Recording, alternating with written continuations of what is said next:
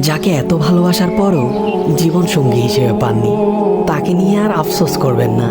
কাউকে ভালোবেসে বিয়ে করলেই ভবিষ্যতে সুখী হতে পারবেন, তার কি গ্যারান্টি?